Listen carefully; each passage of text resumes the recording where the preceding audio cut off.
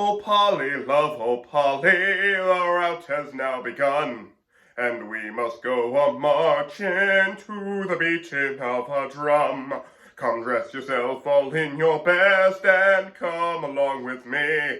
I'll take you to the cruel wars in High Germany. This is the oldest known verse to the song High Germany, or as it is now known, Cruel Wars. You can see the connection there as it's the Cruel Wars in High Germany.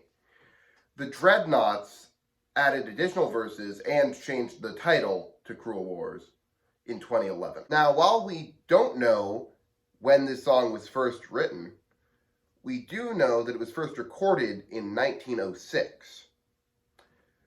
Additionally, this song was most likely written during the 7 Years' War, as the uniform described and the fighting in High Germany would both equate well to the 7 Years' War for Britain. The king at this time was King George II, who did die in 1760, 3 years before the end of the 7 Years' War, leaving it to King George III, the Mad King, who would lose the Americas. This relates as, of course, the 7 Years' War was known as the French and Indian War in the Americas. However, with the continental fighting, it was mostly done in Germany, as King George III was the elector of Hanover, and thus had interests in the continent. Although even without being an elector, the British have always had interests in the continent. The English have had interests in the continent, as a divided Europe allows them to prosper more greatly. This strategy is often known as divide and rule, although this is more commonly used to refer to their colonial policy. It's covered quite well in an episode of Yes, Minister. However, that would be a bit of a tangent, so I'm not going into that. Back to the song. A recruiting sergeant came away from the inn near town at the close of day. He said, "My Johnny, you're a fine young man. Would you like to march along behind a military band in a scarlet coat and a fine cocked hat and a musket at your shoulder? A shilling he took and he kissed the book. Oh, poor Johnny, what'll happen to ya?" The important note in this verse is a shilling he took and he kissed the book. This refers to the king's shilling, the bounty payment a man would receive when he first joined the army or navy. Well, I say that's the bounty. You would also receive anywhere from 2 to 20 guineas, depending on multiple factors.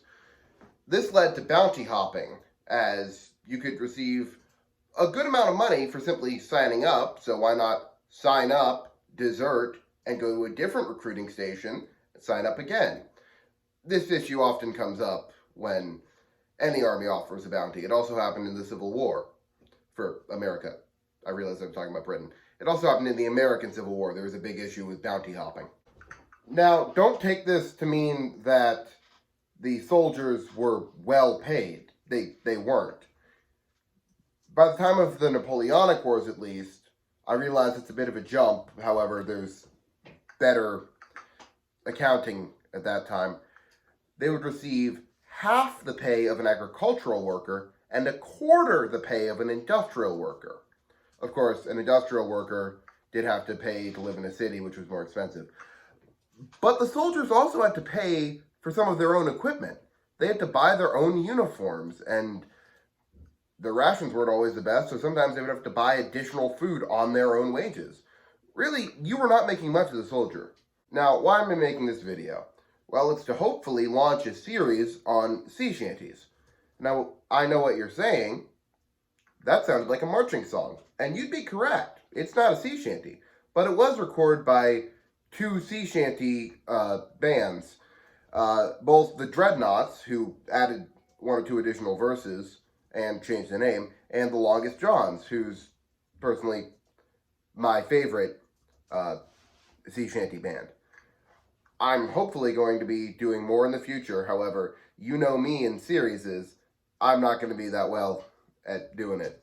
Speaking of not being well, I have been home for the last week because I got COVID. Hopefully that doesn't demonetize the video by saying the word. I realize there's been some monetization problems, and I realize it's to stop disinformation, but Well, demonetization. I'm not monetized. I'm fine. I can say it all I want. See you with a different sea shanty, hopefully soon, although I'm not sure how soon I can make it. Any recommendations for your favorite sea shanties in the comments would be great.